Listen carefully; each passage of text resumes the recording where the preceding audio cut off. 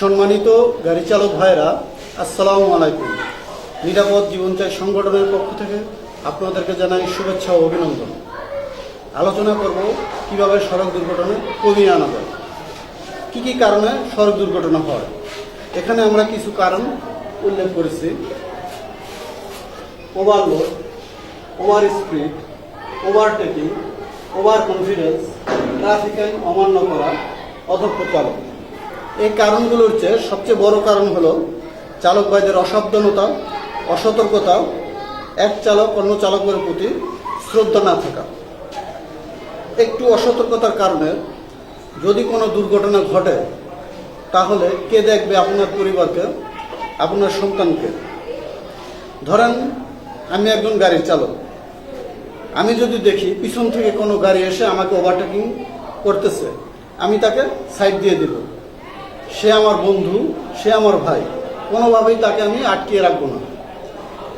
আটকিয়ে রাখার কারণে মুখোমুখি সংঘর্ষগুলি হয়ে থাকে। আমি 10-15 মিনিট আগে পৌঁছানোর জন্য কখনো ওভার স্পিড করব না। আমি এতগুলো মানুষের ঝুঁকি কখনো নিতে পারি না। আমি গাড়ি চালানোর সময় মোবাইলে কথা বলবো না এবং আশেপাশে বসে থাকা লোকজনের সাথেও কথা বলবো না। ওভার কনফিডেন্স, অতি আত্মবিশ্বাসী, এটা হচ্ছে সবচেয়ে বড় শয়তান। চালক ভাইরা যখন গাড়ি চালায় তখন এই ওভার কনফিডেন্সটা তাদের মাথার উপরে উঠে বসে।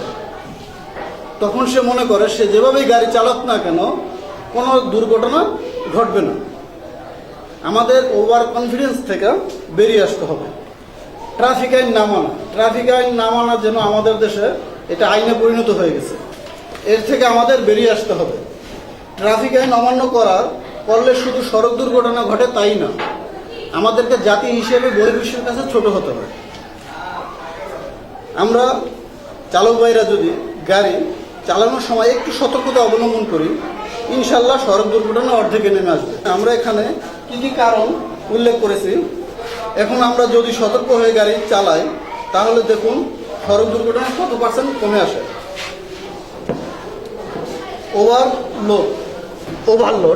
ওভারলোডটা যদি আমরা না করি, তাহলে আমাদের এখানে 10% আছে, আমাদের এখানে 5% হয়ে যাবে, অর্ধেকে নেমে আসবে। ওভার স্পিডের কারণে আমাদের 20% সড়ক দুর্ঘটনা হয়। এখন আমরা যদি ওভার স্পিডটা না করি, তাহলে এখানে আমরা 10% করে দিলাম, 10% নেমে আসবে, অর্ধেকে নেমে আসবে। ওভারটেকিং কারণে 20% সড়ক দুর্ঘটনা হয়।